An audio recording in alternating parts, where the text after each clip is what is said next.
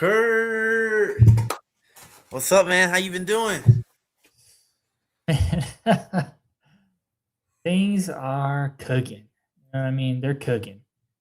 This they're on slow cook right now. You know what I mean? Like things aren't Marinate. aren't really moving at work, but things are moving outside of work. If you know what I mean? Mm. You got the heat like on in the middle or like super hot or low? Slow cooking. It's like a smoker. We're slow Ooh, cooking. You know what I mean? It's okay. ultimately takes a long time, but it's a better product at the end. It's a better product, and that's really all that matters. Yeah. I mean, there's only no matter what happens at work, if good or bad, if I'm stuck on it for too long, I'm just wasting time. You know, wasting time. What about you? What about you? Um, How's life? Life is going good. Recently, under contract for a home, so praise goes to God that God put me in that situation. Congratulations. Thank you very much, man. That's awesome news, dude. It's kind of intimidating as well as because I mean, like the whole time I've been flat rate, I've had like a pillow of safety because I live with my mother. Even though like of course I grind on hours. I mean, I have rent here as well, but now that rent has quadrupled into a real mortgage, so That's like just owning your own house. yes. So that little safety barrier is a little bit gone, but I've got God to trust in too. Today we made 12.8 hours, and I left like 3 hours early. So I mean, hey, today was a good day. I hope you had the same day. I worked on a CO2 refrigerant system for a Q4, which is that R744 baloney.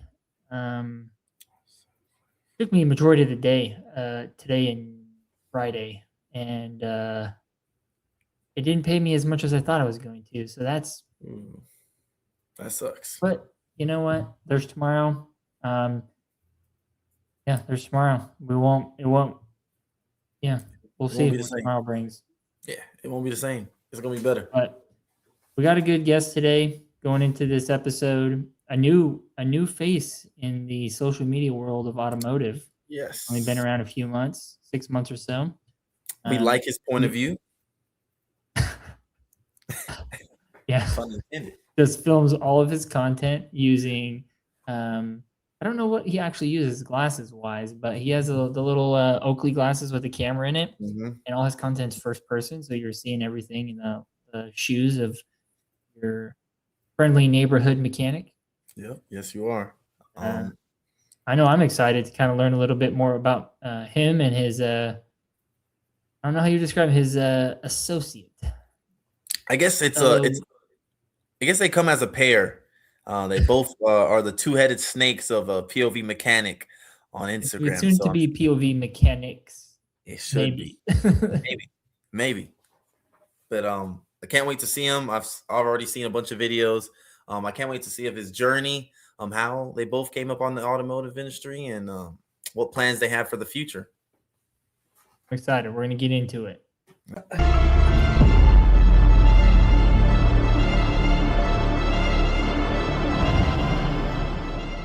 Welcome, ladies and gentlemen, to another episode of the WOT Podcast. You already know your two hosts, me, Notebooks Jay, and Curtis right next to me. Guys, we have an amazing guest right up above. POV mechanic and a trusted friend right beside him. They looking like the men in suits, man. Men in black. That's what we staring at. Guys, thank you for hopping on the podcast. We can start off with the introduction. Just let us know who you are and what do you do for a living. My name is Leo. I am a mechanic at an Audi dealer. I've been at that dealer for about 3 years now. I'm as green as it comes. I've no prior experience but Audi. So yeah, I'm just really excited to be here. Thank you guys. That's awesome. Absolutely. Nice to meet you, Leo. My name is Steven. I've been with Audi for almost 4 years now. Came from working on my own stuff. I'm really self-taught. I didn't go to school or anything. And,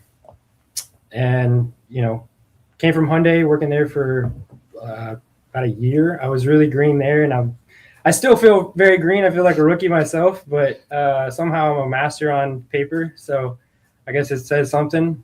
But man, I'm really excited to be here. So Yeah, we're glad to have you guys. It's fun to get to know some of the people in the space, especially some fellow Audi technicians.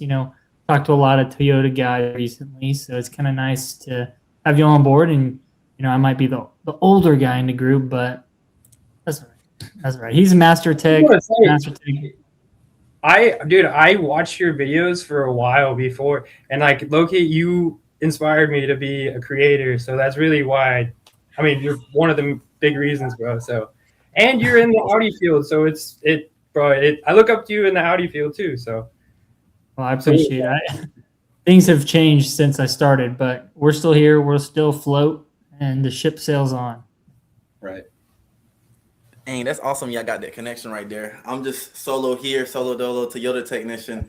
That's pretty cool how both of y'all kind of had no really prior experience, no prior education towards automotive in like a technical standpoint. You kind of just taught yourselves and learned on your own. Can you elaborate more on that?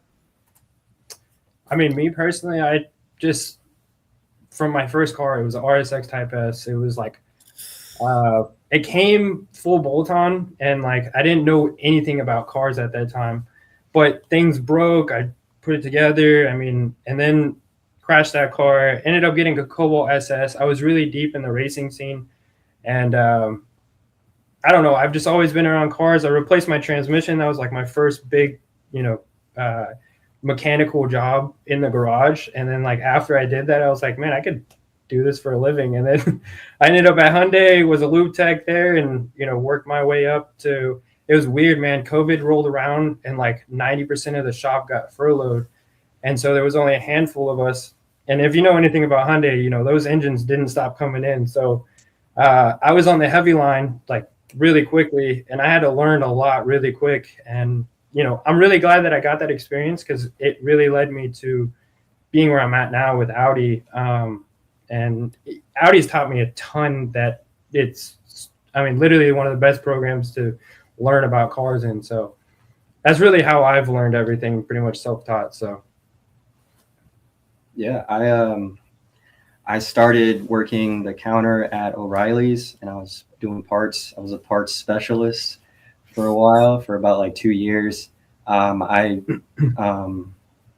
I have an aunt that works at this Audi dealership, and she let me know, hey, that we're hiring a lot of people right now. You should apply. I applied, and I don't know how, but I got in, and they can't get rid of me now. So I started working under my aunt for a couple months, and then I learned a lot under her. And then I started moving on, doing my own thing in that field. And yeah, just been doing that. Hey, you know what too?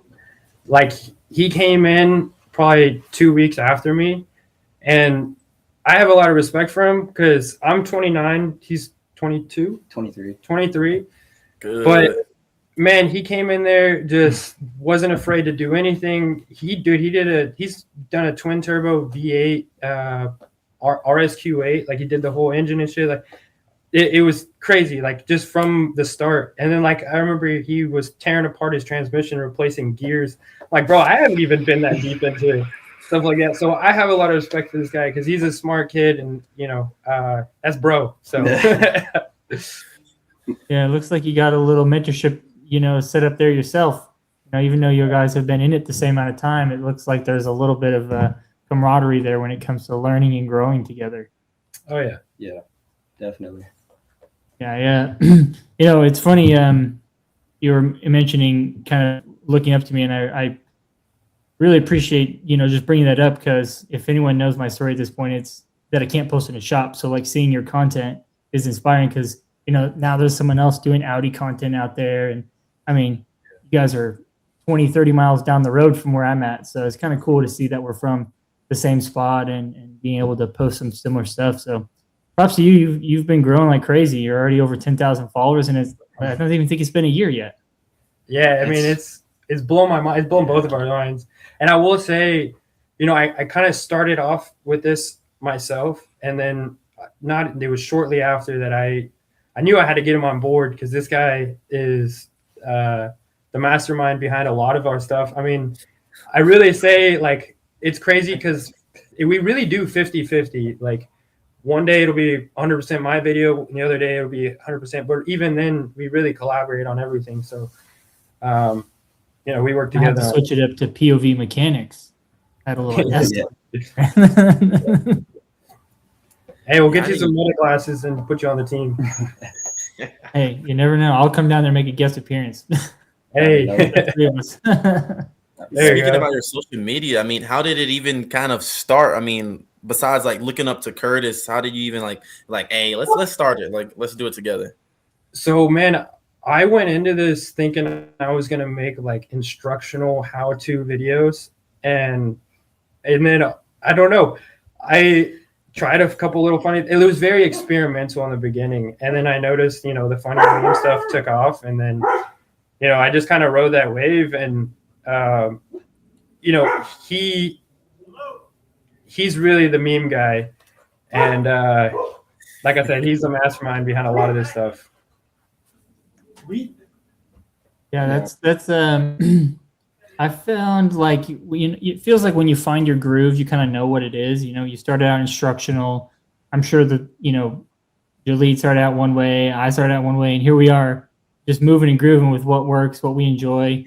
And I mean, you started by yourself. Now there's two of you, and you're working as a team to do something great and make people laugh and have fun. And it sounds like that's really what I truly strive to do, which is, we have a very stressful job and we deal with a lot of, I mean, just being from a tech at Hyundai to being a tech at Audi, you see a lot of the similar stuff. And, those are completely opposite brands, but the shop politics and the stuff that we deal with daily is really the same.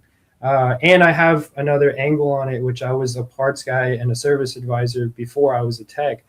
And so I've been on that side, and it's funny because I take a lot of jabs at them, but truly, what I really like to do with my videos is, the humor is one part of it, but you really look at it, there's a lot of realness to it as to what we deal with. And, I just like to spark that conversation, and in the comments, I like to see what people have to add to it, so it's been a really cool thing connecting to other technicians and just realizing that we're all going through very similar things, all across the world. So it's pretty cool. That's awesome beginning. Yeah. What are some of the challenges that I know you didn't do Hyundai for very long, but what were some of the biggest challenges switching over from a Hyundai to an Audi, and how did y'all kind of handle those in the new dealership? For me, it was really just my mentor going into it. He pretty much told me, forget everything I know about cars going into Audi. And so I really had that mindset, like with a fresh slate of, I'm going to learn as much as I can, read as much as I can. And, Audi has that information to a degree on how to fix everything. But, I just learned as I went. And the hardest part, I guess, the transition was electrical. But Audi has a really good way of teaching it that is very easy to understand. And a lot of people are scared of Audi and Euro cars because of their wiring diagrams and whatnot. But at the end of the day, that's really what I learned the beginning from. And to me, that's the easiest thing, So I think forgetting everything that I knew prior and just going everything with, I'm going to learn. And I really did sit down for months, and I sat there because I didn't go to school, and I treated it truly like my school. I had printouts of wiring diagrams and all this stuff just so I could learn. And so far it's paid off. So. Awesome. That's kind of inspiring to hear, because some people are pretty intimidated by making that jump. And even if it's only for a short amount of time, when you switch brands, a lot of people are like, oh man, I don't know if I can learn. Let's use Audis or German cars in general. People are usually pretty afraid to jump to a German car. Right. And Leo, he's known as German cars. So maybe he has it easier than all of us, but I know when I switched from Toyota, it was like a big leap. But at the end of the day, I mean, as you know, Audi's been pretty generous when it comes to some other brands and labor times and stuff like that, especially in flat rate, which got to open the door for flat rate. And maybe what y'all think about that. And I know it's probably slow down there for y'all. You know what's crazy though? I had the realization the other day that we as Audi technicians get paid more for doing bushings and alignment on a car than what I used to get paid at Hyundai to do a whole engine. Like it's crazy. I mean, it's funny when I showed up to Audi, somebody had Hey, Audi headquarters? Yeah, fix it right now. It's So, not Like, sliding. hey, we're talking CP now, okay? So, you know, it's crazy. I showed up to Audi, and one of my coworkers, he was like, "Oh, you came from 0.3," and I was like, "What?" He's like, "Yeah, everything pays 0.3 over there," and I was like, "Dang, I never thought about it like that." But everything really paid 0.3. Every recall, everything. It was crazy. What about you, Leo? What's your experience been like with some flat rate and stuff like that? So I've been flat rate for like 6 months, right? That's not bad. Not even a year. It's been a lot. I went from working under my aunt. There was a whole debacle there. I had to split off from her, work under somebody else. Did that for a bit. And then we actually implemented mobile services, if you've heard of that. So we have 2 mobile vans, and I did that for a while. And that sucked. Everything about that sucked. I mean, they wanted us to go out to people's houses, program keys, do oil changes on their white pavement, and like. You're talking high-end customers that have very nice white driveways. Yeah, you gotta be really careful. It was the worst. So I told them, like, I want to leave this. Like, I want to go be flat rate now. That was bad timing because that's whenever like the tariffs hit and like nobody was coming in the shop. Well, April. Oof. So yeah, my first couple paychecks were horrible. But no, I mean, it really was just kind of sink or swim. Like, it was like, I have to figure this out or I'm not going to survive. And that kind of lit a fire under me, and it allowed me to strive for more and like getting as much work as I possibly can. And I think I'm at the point now, like 6 months in, where I'm like, I'm comfortable now. Like, I can confidently like upsell things. I know how to. I'm a little bit better at diagnosing. But yeah, that's just kind of been my experience so far. You know what? Though, he's been doing it. He's been doing it. Oh, thanks. Sorry.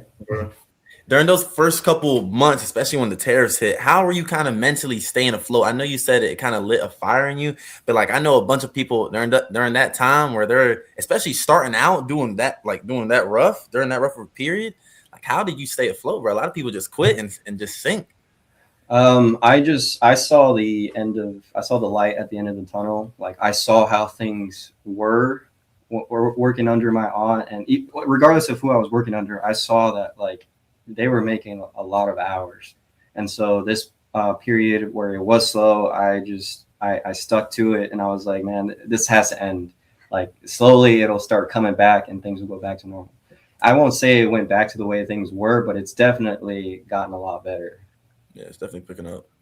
So like we say, it's buy the dip. Yeah. It's slow now. Get in now. Make the mistakes. Learn everything you can, and then a few months, hopefully sooner than later, when it gets busy again, you're like, oh, I already know this stuff. I don't have to learn as much, and you're already taking off because you've been in the trenches when it's real bad. Yeah. Exactly. Yeah, I'm not even gonna lie. I didn't even feel the tariffs, like customers not coming.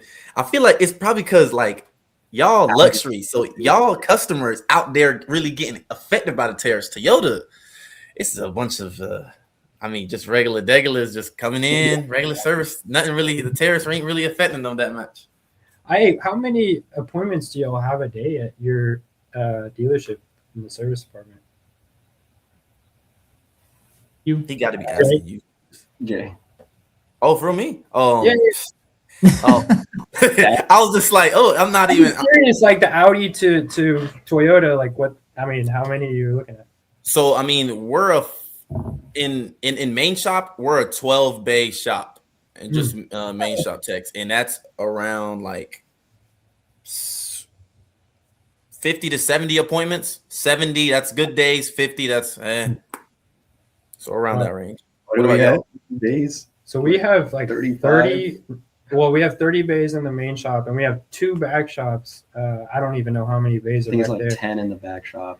So yeah, I mean, we have quite a bit of bays, and I mean that sounds pretty cool how y'all have it. I mean, with 12 bays, that sounds. I mean, compared to us, half the people, and y'all have a little bit less under. Because I mean, on a pretty good day, I've heard of like 90 appointments, but that's between 30 people. So, I mean, you never know what those 90 appointments are going to be. Yeah, They could like all be 20 gravy. They could all be 20 of them trash. You know, trash, you know? for sure. But you know what I've been dealing with is, you know, I just got my HVE certification, so you know I'm really deep diving into electric cars. I just did my first battery replacement. There's quite a bit of things I'm still learning. Obviously, it's going to be 6 months to a year, I think, before I feel fully confident. Not working on them, but with the flat rate aspect of, and it could be even longer from what I've heard. These e-trons, I mean, I know you know, Curtis. They're Doesn't get yeah. You know what though? I will say there was one guy in my shop who got technician of the month with the most hours flagged, and he pretty much did it mostly with e-trons, and because he's literally been, well, he no longer works with us, but he was like the e-tron guy for quite a while. I mean, he was there quite a bit. I mean, he was staying late, coming in early, but he literally did it off of e-trons only, which is pretty crazy in my opinion. I mean, especially just doing motors and batteries, it's totally different world than engines. I mean, how many hours are we talking here? I don't recall. So this guy, he said he has to hit 120 a pay period to stay afloat. Like I said, he's no longer 1 week. Yeah, he's not with us anymore, but Is that's that how 2 much. weeks or 1 week? That's in 2 weeks. Oh, 60 hours a week. Yeah, Curtis. Hey, Curtis said that's light work. Yeah. Light work. I saw that look. He said did that in 1 week. Not for a part-time job. Not on e-trons though. I could never do that on e-trons. That would be I'd be 60 a week for just e-trons. Probably sounds about right. It's hard to make a ton of time on those. I mean, you can't really short them. You got to drop the battery. You got to take the casing apart, and you got to follow all the GFF steps, or else you won't get paid for it. It's just like hard to shortcut it. If you. Oh yeah. Can you go a little bit more in depth? You said you were a service advisor for one point. Yeah. So I'll try to be as brief as possible. But whenever I was working at Hyundai, when I started off doing heavy line work, engines were paying anywhere from 8 to 12 hours, depending on the engine code. It was mostly a 2.4 liters, but long story short, we knew it was coming because it happened to Kia first, and they cut those labor times for warranty down to, I think it was anywhere from like 4 to 6 hours, depending on the engine code. So almost in half. And this was like COVID timing. And then on top of that, our service manager lied to us and said that all the other Hyundai dealers were cutting their CP times. Just one example was alignments were paying 1.5 and they cut them down to 0.8. And that was just one of the things. I mean, it was a tenth there, half it. I mean, it was just crazy. But they cut all those times. I found out they were lying because I called another Hyundai dealer that I knew somebody that worked at, and I said, "Hey, did y'all CP times get cut?" He said, "No." So I rolled my box out the next day, and then I became a service advisor, and I did that for about 6 months, and I was actually pretty good at that. But it's a different type of headache dealing with customers and surveys, and I mean, I could do it, but my passion is working on cars, honestly, and like it's one car at a time, 1 to 2 cars at a time. It's me in the car. Like it's not dealing with somebody's emotions and how they're feeling that day. Like I don't have to deal with that, you know? Yeah, So I you'd feel like say that service advisor jobs aren't as easy as most technicians would love you to believe. Oh no, it's not easy. You're juggling so many things at once. You know, like I said, you're dealing with people's emotions. You're remembering so many things. There's a lot of mental work that goes into it. But to a degree, as I'm a technician and the videos, like the video MPIs, we're doing a lot of that work for them. I didn't have that luxury whenever I was a service advisor. So it boggles me how we are doing a lot of their job with the video MPIs, and their true job isn't really selling, in my opinion. It is and it isn't.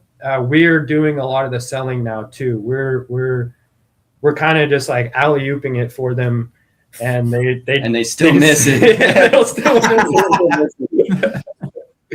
Right? So, you know, we're the ones getting our hands dirty, making the quotes, and you know, some quotes it can be a pain sometimes because you know the customer's not going to buy anything, and you still have to do a full legitimate MPI because that's legal binding. And if something happens down the road, you know, and you're like, oh, I just missed that. Well, that's not a good excuse. You got to be able to list everything wrong with that vehicle. And because our jobs are very important. And it blows my mind too. This is just a side note that mechanics make up less than 1% of the population. Now, 92% of households own a car. And I think it's like somewhere in the 60% of individuals own a car. So we have 1% of the population. There's more nurses than there is mechanics. It blows my mind that how I feel like we are undervalued. I'm not saying this to say you can't make great money as a technician, but I think, in my opinion, it takes a lot more. We're constantly adapting. We're constantly learning. There's so much that we have to deal with on a daily basis that I truly think we should be making as much as a lot of the tradesmen, oil guys. Like, and that's just my opinion. But at the end of the day, we're in a lucrative business as well, where you see shop rates going up over $300 an hour, and you know it doesn't equate for what it was 50 years ago when people were making 50% of the shop rate or the labor rate. It blows my mind.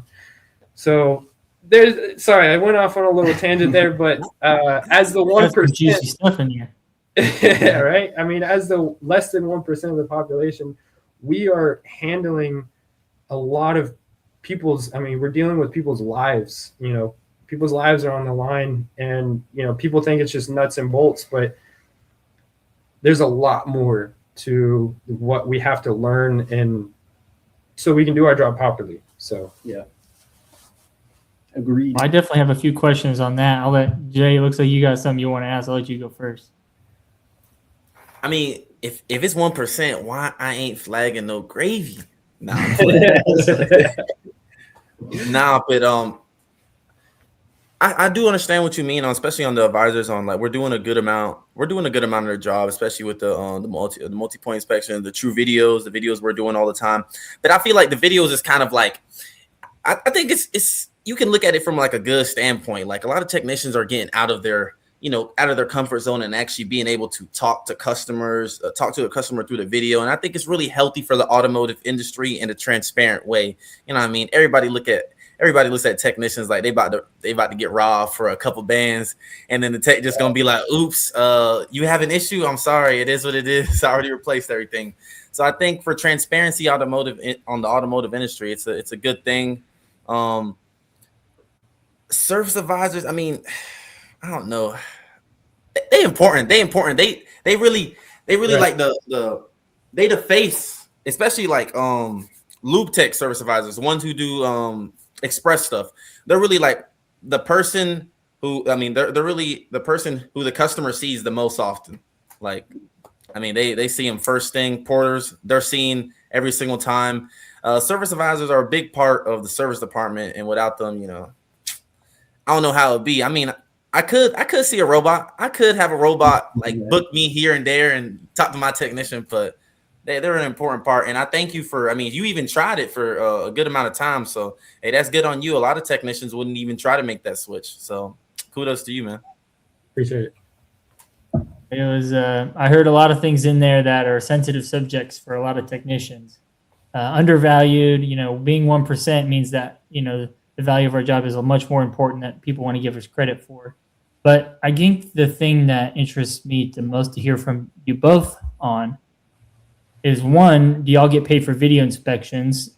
And two, if you feel undervalued, how do you stay motivated during the day to keep doing a great job at what you do? Sorry, what was the first question again? Oh, do we get paid? I was going to say, do y'all get paid for videos? So No. recently, they've implemented a reward to the best videos of the month, and they give you like $100 if you do the most consistent good videos within like 30, like has to be at least 30 seconds, and you have to speak clearly. If you do that, then at the end, if you win the challenge, you get $100. That's so not like per video then. No. Like if you do a good one, then you might get something. You have to. So it's out of all of the texts. Okay. One with the best videos. Okay, so yeah, one in 30 or so. 30, yeah. So that's trash. Okay, so that then kind of stacks on top of what I was saying is, so you're not getting paid for the videos. We all know that technicians are undervalued, and we kind of all wish we got paid more. So you go into work every day, you do your job, and you stay focused on helping the customer. How do you do that when you know all these things? You still do videos even though you don't get paid. You're not getting paid what you want per hour, but you're still doing that and still helping those people out, the customers. How do y'all stay focused? I mean, I truly see the value in video MPIs. Don't get me wrong. But I think they're a lot more valuable than free in my, and I only say that because, we are going out of our way, on something that may or may not happen. They may not approve it. And so we're spending our time trying to get good pictures, getting good angles, videos. And it takes a little bit of time. I mean, it doesn't take a lot of time, but at the end of the day, it's another addition to what we have to do. Right. And then they keep bringing up, well, it's just this little thing you have to do. But once you start stacking all the things we have to do before we can even send an estimate out, that's when it becomes a lot. I definitely agree. It's like one of those things. It's like, I mean, everyone knows at this point that I'll stand behind videos till the day I'm not a technician anymore. But would I like to get paid for them? Yeah. But I also see the value in doing them. So it's like, I'm not going to stop, but they help me out. They help the customer out. They help the dealership out. I just wish I got paid for them. Yeah. Like some of these guys just press record, black, cover it with their hand and then send it out. Yeah. And it's like, I mean, at that point, like you're kind of doing that to yourself. Like they're giving you the tools to, possibly help you approve this work, and you're just kind of like blowing it off. Like you're like, yeah, you don't get paid for it, but I mean, might as well do it. Right. It might help you get approved on some work. It's been out for a couple years, so you just go ahead and let go of the pride and just go ahead and film your video. Yeah. Right.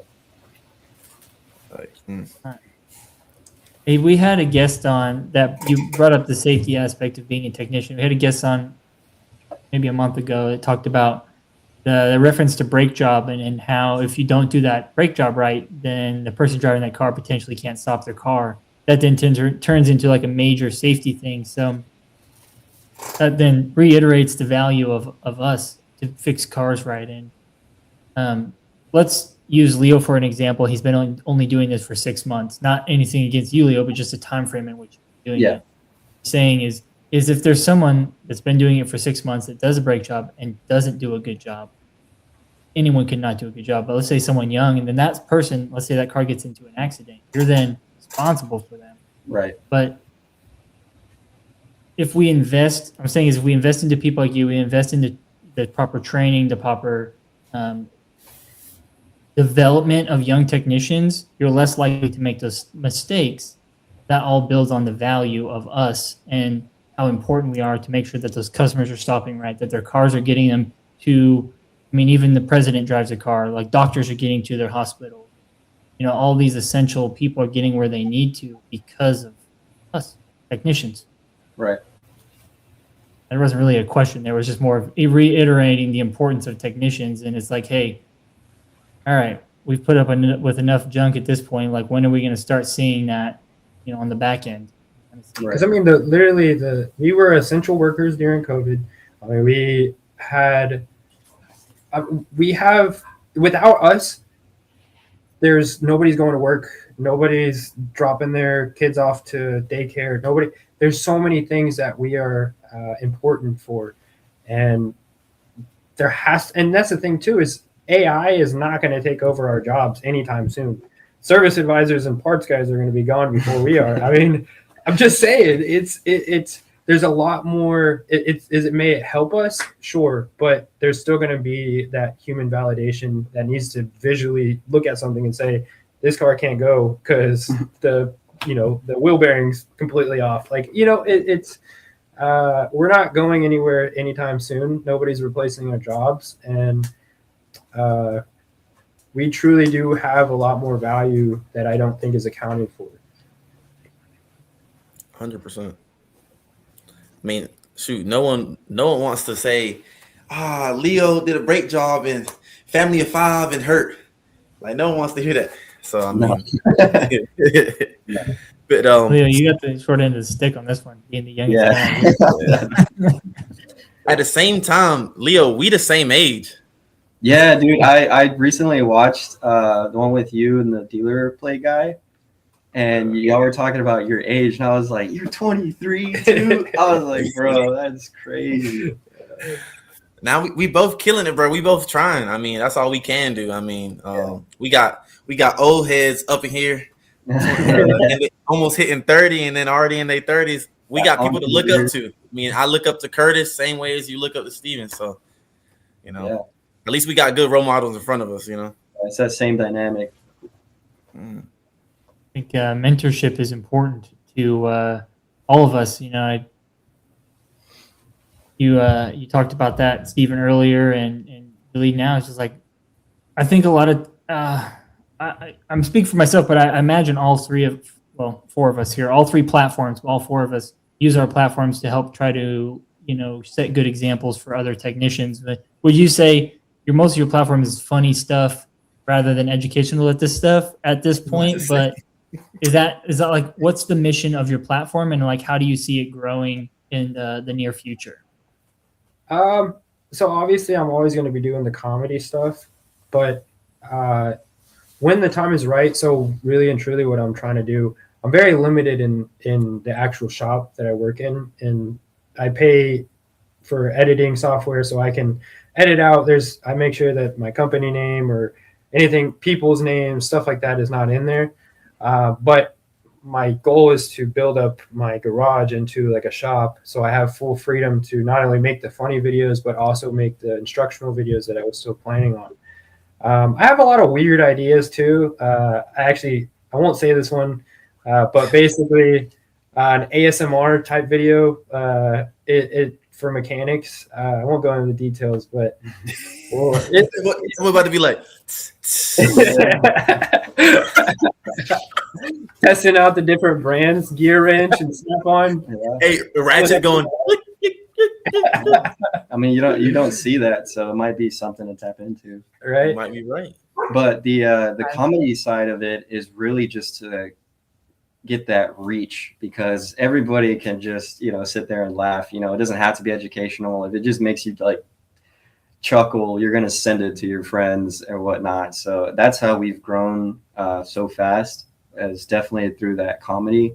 once we get those eyes, that's whenever it's like, okay, what can we give these people that's also like benefits them, and it's not just like some kind of like brain rot like videos, Nah, those videos be so funny. I remember one, I think it was like back in September when I first started seeing y'all videos. It was like bro been diagnosed in the same call for 3 days. Yeah. I was laughing, Bro, it's crazy because I started about 6 months ago doing it, and man, I post daily, and I post like multiple. I think I posted 3 times a day, and I have so many drafts for like weeks that I could continue doing this for a long time. And we have so many ideas. It's kind of crazy how much we could probably make a year's worth of content with just this stuff we talked about. But he's right. I mean, once we figure out exactly, actually, there's another thing I'll very briefly talk about is we're going to be building drift carts, not anytime soon, but there'll be content. It'll be cool stuff. We're just really trying to have fun, man, and entertain people. I mean, the educational part will come, and it may be sprinkled in there, but this is where we're at, and we're just gonna keep rolling with it. So yeah, that's awesome, y'all. Y'all killing it. I love the content, bro. It be cracking me up. Thank you. Let me clear things up. I wasn't actually 3 days into that diag.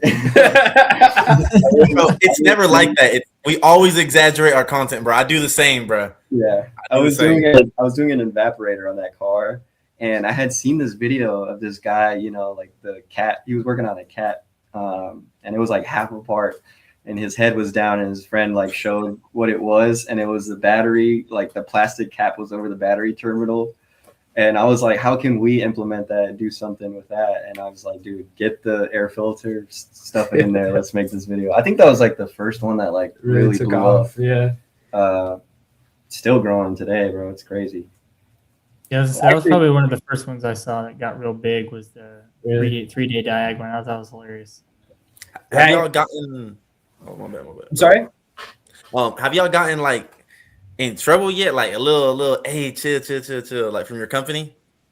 No. If anything, they lift us up. I mean, I don't know if the service manager has seen any of it, but Oh yeah, he is. Oh, he has? Yeah. Okay. But our foreman's all about it. He's like, yeah, man, it's gotten to the point where we had a recent shop meeting where they were asking the whole shop, like, let's implement making videos and post it on, their account, and I think it's because they see the kind of reactions we're getting and they want a piece of that.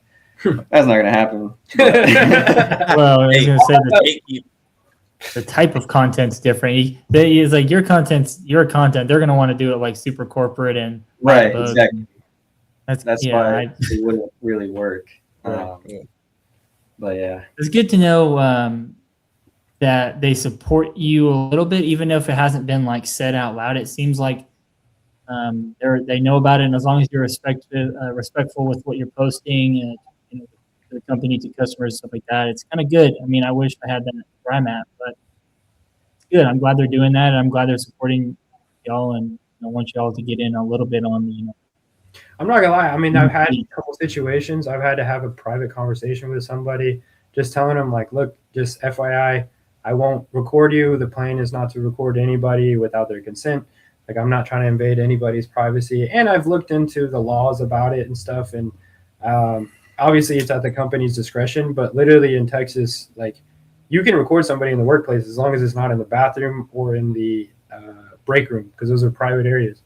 So I could, but that's just never been, I'm not trying to record people for no reason. It's never gotten that far. No, and like I said, that's the whole reason why I'm trying to build up my own garage, is so that I have full freedom to film whatever I want. I don't have to worry about, people or anything like that. And literally, we make these videos when we're clocked out, and we're literally, like I said, I have drafts for days. So I already have these videos loaded up, and I'm just posting them. And they're set to schedule posts, so it's not interfering with any of my job or anything too. So I mean, he wasn't making anything before anyway. So Nothing's changed. Yeah, those e-trons are killing me. Hey, Nah. some work is better than no work. Shoot, I'll take some e-trons right about now. Sheesh. Right? That is a doorknob up we're at. Man. Oh no, that's good that you guys haven't really had any big friction with like Audi in general, or maybe one of their other accessory partners. Because when I first started, my videos were like they were comedy too, but like I was personally in them with like work uniform. Yeah. And so I had this one video go viral. It was like my first 2 viral videos were on spark plugs. And I was like, oh, you have to remove the windshield cowl to replace the spark plugs. That's why I got the engine out. Yeah. And like people like believed it. And I like got hate thrown at me. And like, dude, like Southeast Toyota, our region, they called our dealer. Like it got pretty serious to the point where I was like, bro, I think I'm gonna get fired. And then my service manager was like, look, man, you're a great technician. Like, I'm gonna vouch for you and stuff. Like, this is a simple mistake. This is something you didn't know it was going to even go viral. Like, I didn't know at all, but it was funny video. Like, I took it down. Like, it was just like I altered a couple things. I still show work uniform and stuff because my job, they don't mind, and I'm glad they do. Thank you that my company, I mean, has the trust in me to not demean the brand like I did that one video. But, I mean, it's good to see someone back you. Unfortunately for Curtis, it's not really the same. But.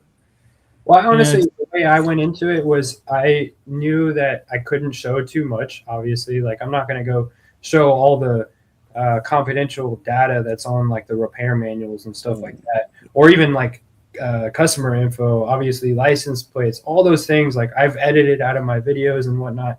I've been super, super careful.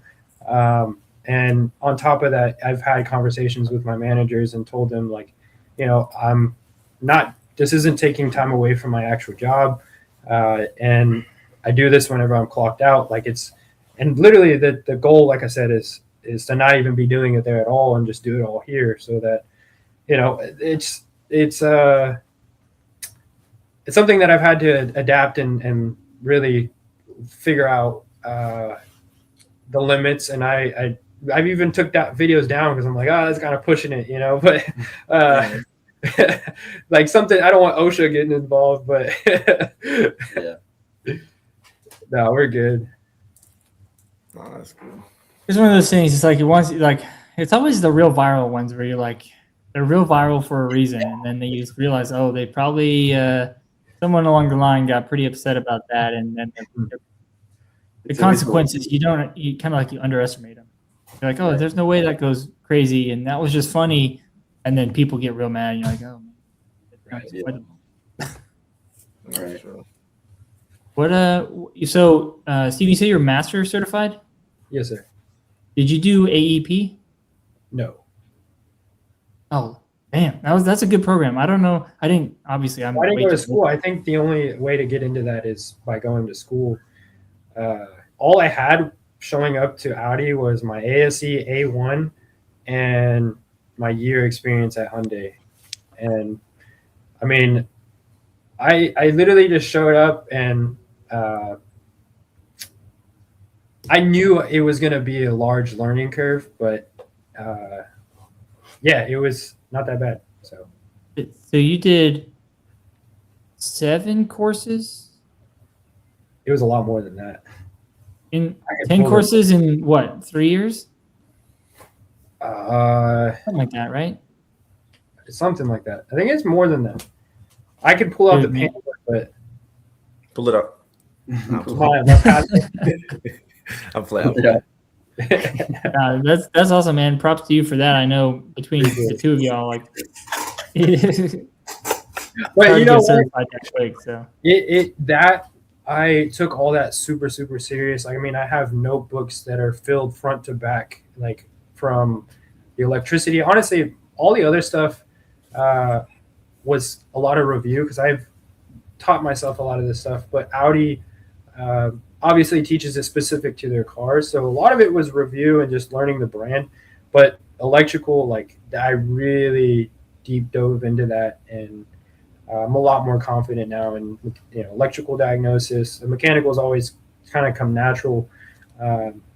but it's now with the HVE, it's really easy stuff. Like it's not difficult. I would say the most difficult part is finding the special tools, all the special tools you need. But maybe I'm just in the beginning, and there's a lot of special tools I don't need. So I don't know.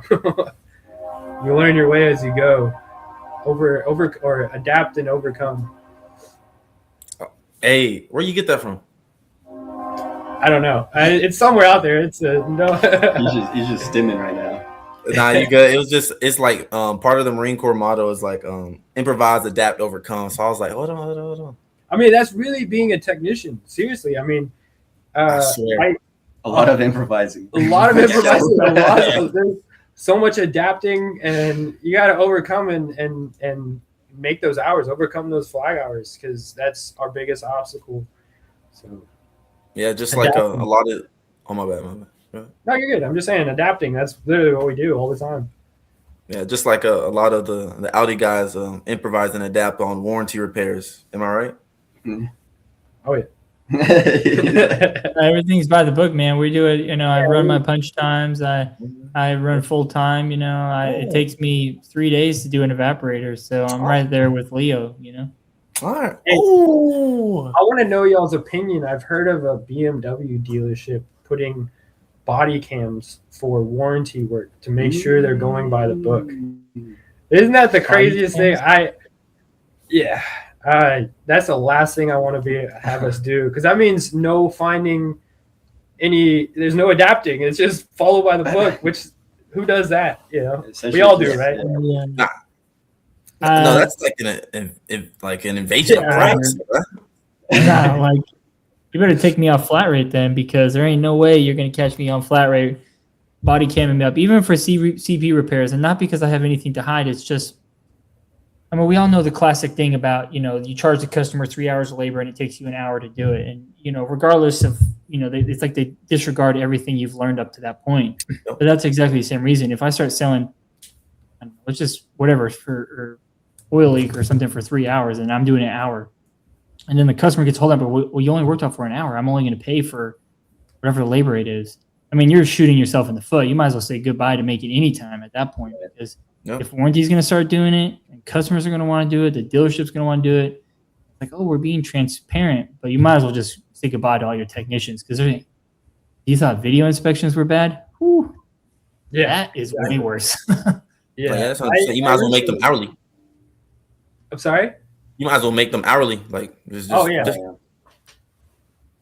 right. It would be like they would be kind of like hosing themselves. Dealership would, or BMW would, because they would then have to, people like, for me, if I did a job in a certain amount of time, if I'm getting paid hourly, then they're only paying the dealership whatever time I do it in, but they're still paying me a full rate. They'll be losing money, because am I going to sit around for 3 hours to wait the job finish? That's crazy. Yeah, it's crazy. Hopefully the camera's on mute. Like, hopefully you mute it. Like, there's technicians around me, man. Like, oof, they just be cussing up a storm, and I'll be looking right next to me. I'll be like, bro, it's just a cabin air filter. I'm like, bro, what is you cussing about? Right? If y'all know like Nissans and stuff, y'all know how they be having the cabin air filters like the stupidest place, like where you're in the passenger seat where your left foot would be, right underneath there. You have to like crumb the filter and shove it in. Yeah, there was this one technician beside me, bro. He was crashing out. It was like so funny. Like, and I'm looking over, I'm like, bro, it's a cabin air filter. What you saying? He's like, this. I'm like, oh. It's the easiest jobs that you crash out on, because it's supposed to be easy. Yeah. True. I got a question for you. I was doing a little thinking back to what kind of some things I sent you when we sent the invite, and so I wanted to touch on those, and they're important, and I'm glad I looked at them, because you mentioned wanting to talk about mental health and staying positive. Kind of get back on the tracks here. Is that come from like a personal place, or is that just something that you've noticed in the shop? Where does that come from? Personal place. I don't have any real mental health issues or anything like that, but just the stuff that we go through. I've seen it put a lot of guys into bad places. I mean, I've seen the guys that go through depression and they're not hitting hours, and it's like making their life, it makes it worse. I mean, and then people that will drink, and they're really heavy alcoholics because they're so stressed out. And, you know, like I said, I don't really deal with it as much. And that's really what I'm trying to bring to the table is that, like I said, we deal with so much that it's all I can think to do is to make jokes out of it, you know, and if it helps somebody along the way, you know, that's what I actually feel good about doing, which is, you know, sometimes we go through issues and we go through things and we feel like, oh man, I'm the only one dealing with this, but we really do deal with a lot of the same stuff. And I think that needs to be talked about more, which is, like I said, just our mental health. It's very important because, like I said, we're dealing with people's lives. And if you're in a depressed state or you're drinking a lot or doing drugs or anything like that, that can affect somebody else's life. And same thing with a doctor. Like, you don't want your doctor to be in a bad mental state of mind whenever they're operating on you. So the same thing goes for us. So Good way to put it. I don't know if I can say it better myself. It's mental health in general is really kind of talked about, I think, a decent amount, but it's not really acted upon.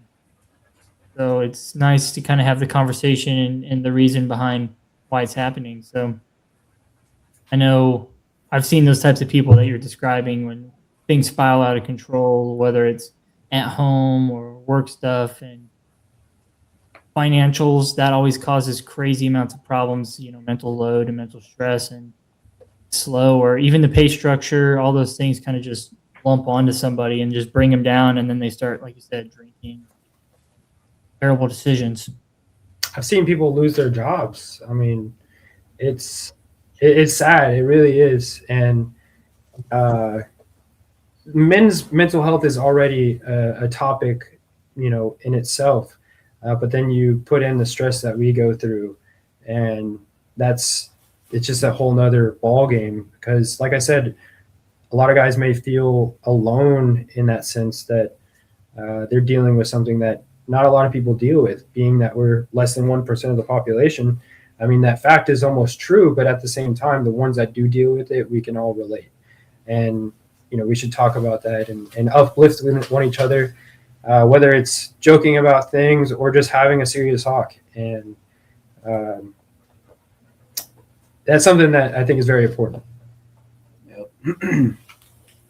Especially with with most of the population of men or mechanics usually being the provider in their households, it's hard to go through a period like that of the depression and still having to provide and still having to flag a certain amount of hours, still having to make ends meet. Basically, it's I mean, shout out men's mental health awareness.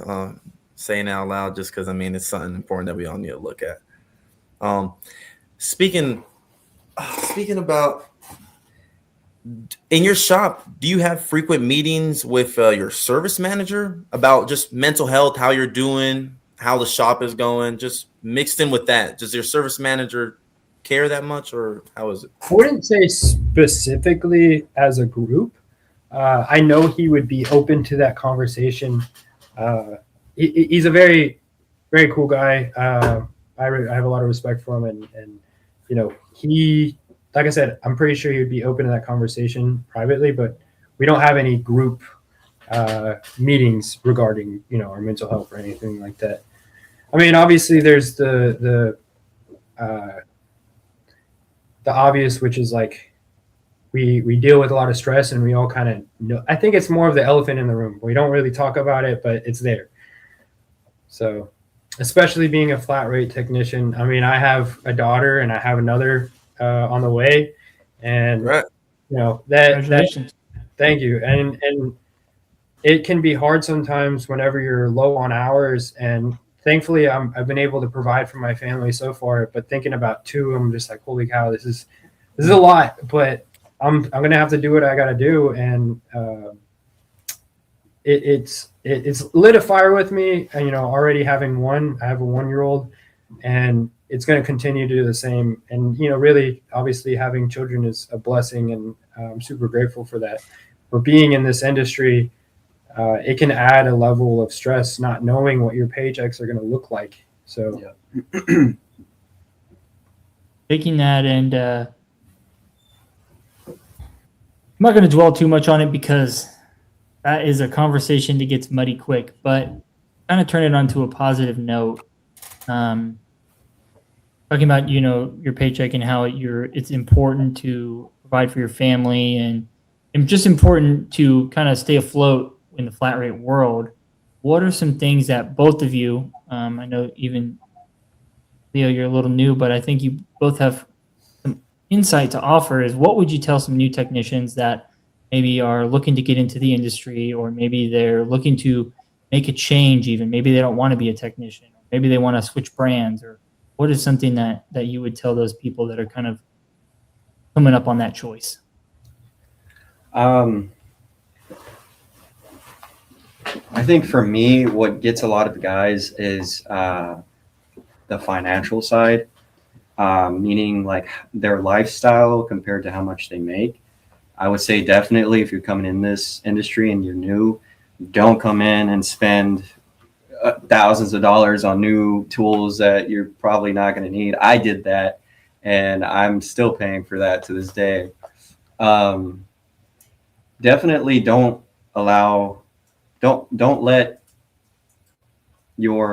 make your job become a nightmare. Try to keep your lifestyle as low as possible. I mean, still have fun, of course, but don't go out and spend crazy amounts of money on things just so that you don't have that hovering over you, especially in a time where you're supposed to be learning and you're not making as much. I would definitely keep your financials down for sure. Tool truck. Yeah, stay out that tool truck. Don't they got the tool cart too. They'll bring them to you. Don't fall for that. What about you, Steven? Sorry. So the question is for new people going into this industry? Yeah. Just kind of some insight, new people who want to be technicians, maybe people who want to switch brands, or so just something like that. Same thing. What he said, don't go blowing your money on like, Snap-on is good for some things, but not all things. I have DeWalt drill. I have a lot of cheap tools, and it's funny. I get a lot of hate comments for it, but it's whatever. It gets the job done. So as long as you can get the job done, that's all that matters, right? And if I were to say, if you wanted to switch, brands or something, I've heard of a lot of people switching brands. It doesn't matter what brand you're in. Now, if you're just want to learn something completely new, but take the risk of going down on hours because you don't know that brand, sure, go right ahead. But if you're looking to switch because you're not making hours, I would suggest staying in the brand you're in and just going to a different environment. Because a lot of it is, there's so much different politics in every single shop that maybe one place may not work for you, but another place that's in the same brand may still work for you, and you don't have to go relearn a whole new brand. So that's what I would suggest. That's what I've heard from people that have switched brands, is they wish they would have stuck to the brand they were in, and just find a different environment that may be better for you if you're not enjoying where you're at. Thank you. I appreciate both of those from different standpoints. It's very important because I think there's a lot of people that are, kind of on that fence, and financials and the brand switching are some of the most important comments and messages that I receive. So it's kind of nice to hear you speak on that. Yeah, I mean, it's like he said, don't make your job a nightmare. Everything is as easy as you make it and as hard as you make it. Even myself, what I deal with a lot of times is I will do a lot of mental gymnastics before I do a job, like questioning if I'm going to be able to handle that, or if I'm going to be able to accomplish that. Because my biggest jobs, like I've done some pretty big stuff that I was genuinely kind of scared going into, but it's one foot in front of the other, and just try to be persistent and ask as many questions as you can, because over time you're gonna continue learning, and there's really no dumb questions as long as you're want to do the right thing. Because I've asked people, like higher up guys in the shop, that about things that to them is super obvious and easy, but I feel like it may be a dumb question to them. But they told me, I've had a couple of them tell me, like, as long as you're trying to do the right thing, it wouldn't bother somebody if you're just simply asking if the way you're doing something,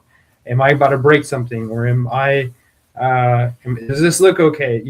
It's good to ask those questions and use your resources, talk to one another, and you're not in this alone. I'd even add, like, take in as much knowledge as you can from the older techs. Like, I don't care if they're teaching you how to replace a tire. Like, they may do it a certain way that's a lot more efficient, or they may do it in a way that really resonates with you. Take it all in. Don't, come in thinking like, oh, I know how to do that, I don't need to listen to this guy. Like, not just a tire, but on any kind of repair. I mean, depending on the shop you're at, there's a lot of experience in that shop. So definitely use your resources, like he said. Yeah, it's always a lot easier to kind of teach someone who really doesn't know anything and hasn't been taught by anybody your method or the shop's method, how you roll with things, and someone who's already been somewhere else and they possibly could have learned how to do a lot of things the wrong way, which you wouldn't want, especially with integrity. You also mentioned doing the right thing with integrity being involved, which is a big thing in the automotive industry, man. You can get on a slippery slope of getting away with things that you really shouldn't get away with. So the good point of view that both of you had, and this is great knowledge for anybody coming in up in the automotive industry, man. Yeah. It's funny. I apologize. Oh, no, go ahead. I was just, go ahead. I was just going to say, it's funny because in this industry, there's a lot of things that you're damned if you do and you're damned if you don't. For instance, if you're constantly trying to do the right thing, which I respect 10 times more than somebody who's just in it for the money, trying to suck up all the gravy and just do the easy work and to make the most money, to the people that are like that, they may not respect you because you're not all about the money. Meanwhile, the people that, it's funny because I've always valued myself in the fact that I try to do the right thing, even if I'm losing money. It doesn't bother me to a degree, but I try my best to do the right thing, and I'm not in this for the money, man. And I don't think that that's really what it's all about. I think the money comes with time, and you're not going to get that overnight. And so what's crazy is I've only been turning wrenches for less than 5 years professionally. I've done a lot of garage stuff, but in that time, I still feel like a rookie, and I'm not afraid to lose time to lose time to learn, for the fact that time will be made back in the long run, and I will make my money in the long run, because I've seen people do that. It may take you 5 to 10 years before you're double efficiency, but it just comes with time, in my opinion. Just a quick note on that before we wrap things up. It's I talk about the hours that I make, but it took me 12 years to get to the point where I was making those hours. And a lot of people are just like, oh, there's no way, this and that. I'm like, it's taken me 12 years. Y'all don't realize how long that really is. And right. I wasn't always efficient. I wasn't always doing this. So yeah, like you said, it takes time to, get there and to get to the point where things just snap for you. And it's like, anyway, we really appreciate having you guys on and learning about you, learning about your message, and just trying to help the better automotive community amongst all of us. And so, like I said, we really appreciate that, and thanks for coming on. I appreciate you having us. Thank you, man. Well, thank you, ladies and gentlemen. This has been another episode of the WOT Podcast. We had amazing POV mechanics up here. Thank you guys for joining. We love y'all. I love the content. We're gonna keep on watching y'all. Can you list any other platforms that you're available at besides Instagram? Instagram, Facebook, TikTok, and YouTube. It's either All right. the POV Mechanic or POV Mechanic. All right, you heard it there, guys. Thank y'all for hopping on, and we'll see y'all next time.